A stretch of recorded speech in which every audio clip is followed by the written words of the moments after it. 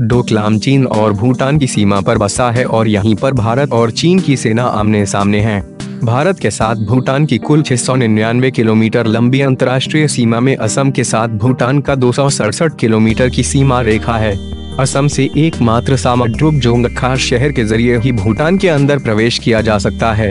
राजस्थान से आकर यहाँ बसे राकेश जालान ने बीबीसी से कहा, भारत चीन के बारे में हमें यहाँ कुछ एहसास ही नहीं होता। कई बार टीवी की खबरों से जरूर यह पता चलता है, लेकिन भारत और चीन विवाद को लेकर हमारे यहाँ किसी तरह की चर्चा नहीं है। मेरे दादाजी करीब 50 साल पहले भूटान आए थे।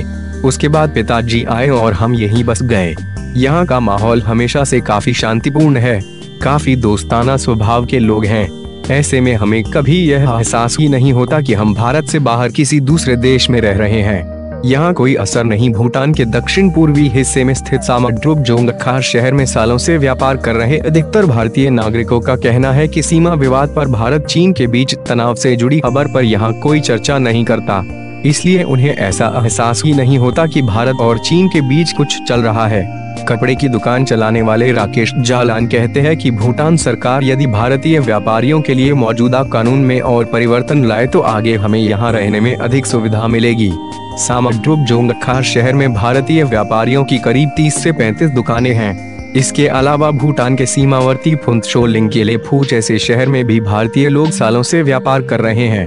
सुरेश अग्रवाल पश्चिम बंगाल के सिलीगुड़ी शहर से हैं। वो कहते हैं यहाँ लाइफ अच्छी चल रही है, किसी तरह की कोई समस्या नहीं है।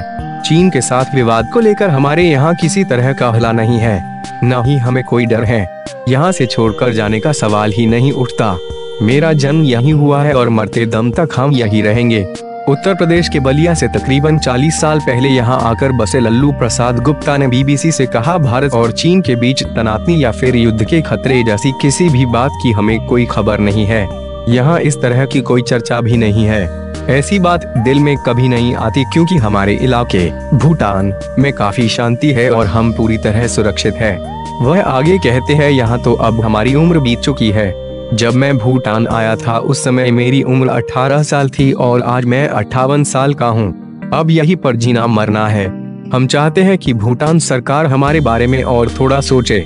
यहाँ के लोग बहुत अच्छे हैं और हम एक दूसरे को काफी सम्मान देते हैं। मालिकाना हक नहीं, दरअसल भूटान में व्यापार कर रहे इन भारतीय लोगों को भले ही यहाँ बसे 50 साल से अधिक समय हो चुका है, लेकिन इनमें से किसी भी व्यापारी के पास घर या दुकान का मालिकाना अधिकार नहीं है।